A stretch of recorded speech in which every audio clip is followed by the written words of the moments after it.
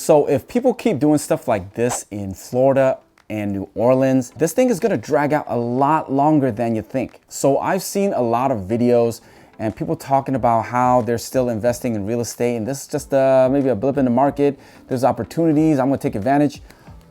I wanna make sure that I put my perspective out there, just another perspective for you to think about.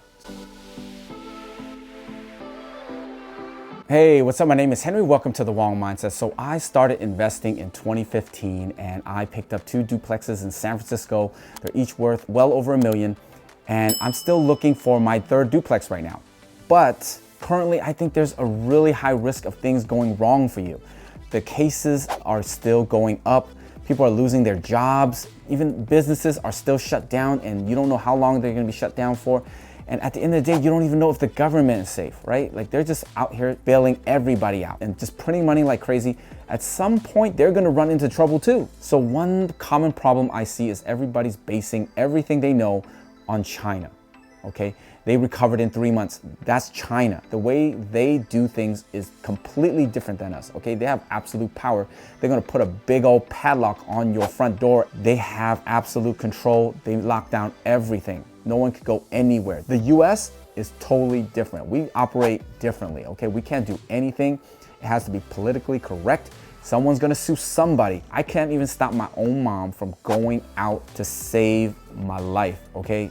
There's no way I can stop that old lady. Imagine that, everybody's out and about. You think we can mirror what China's been doing? I wouldn't be surprised if it takes us longer than 6 months, okay? The way people are just out doing whatever they feel like. So imagine if things lasted for 6 months, okay? We were still shut down, or worse, they really locked down on everyone. Then what is the world gonna look like? If we're on full lockdown for 6 months, all the jobs, right? Everyone's done. They gotta come up with something just to feed everybody. All the businesses, right? They're done. I don't even know which businesses can come back or how long it's gonna take for business to come back. And then the government is not safe. At some point, they're gonna be at risk too, right? We can't just keep printing money like no tomorrow. All right, so those are all of the possible things that can go wrong that I see right away. So what is my perspective on real estate investing right now? So I think that from my own opinion, that right now is not the time to buy until there is some kind of end in sight. Right now, the cases are still blowing up. They're still blowing up every single week. There is no vaccine. Until I see some kind of vaccine, someone say it works, the cases are going from 100,000 to 20,000. Guess what? I'm gonna be out shopping. But right now, it's just going up. The cases are going up, going up, going up. It hopefully lasts 3 months. Hopefully it recovers in 6 months. What if it goes for a year, right? And it takes another year for business and the economy to just chug back along, right? I mean, eventually it will. I believe in the US economy. I believe in the long run, unless it's a deal of a lifetime, right? If you could have bought something for $1 million a couple months ago, and now you can get it for 350,000, and it makes you like so much cash, 50% cash flow. I mean, you might have to go for it, man. Then maybe. But if you're just talking about normal cash flow, you're getting maybe a 5 to 10%, then you really have to weigh it. Is 5 to 10% cash flow worth losing everything? So that's what you're gonna have to look at. The risk versus the reward, and what are the odds of this thing happening? Don't forget the odds. People always forget that in the equation. So the risk, okay? Risk right now of buying real estate is you can't find any renters, right? Or you're gonna have to severely lower your price to get it rented out. The other thing is people with Airbnb, short-term rentals. No one's traveling. They're not able to rent their place out for like the weekend and make a whole bunch of money. Guess what? They're gonna have to put their thing out for long-term rentals just to get some kind of money, just to survive. And then the other thing I'm thinking right away is that, let's say you close on a place.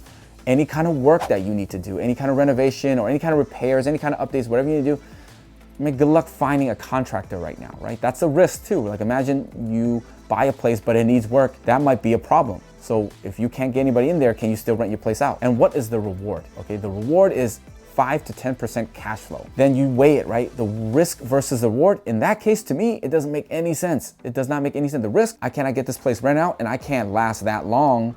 I can't survive 6 months to a year with, barely enough cash flow or income, or just having no income or cash flow, versus getting 5 to 10%, that doesn't add up to me. This has to be like at least 2 times, 3 times the risk in order for things to be worth it. And then looking at the odds. What are the odds of this thing completely going to crap is pretty high right now because there is no end in sight. I don't see the vaccine or the cases going down. You're gonna ride this thing out like, I'll be fine, man. They're gonna find a cure, or it's gonna be fine in 2 months. That's how people get messed up, right? There's unnecessary risk. Your money is not burning a hole in your pocket. You can wait. There are gonna be deals. There are always deals. There was deals 3 months ago at the highs. There were still deals. I was still finding deals. There's deals now, sure, but then there's gonna be deals in the future. There's always deals. There's no rush. So just like any investment in anything in life, you have to have patience, okay? There's always a deal.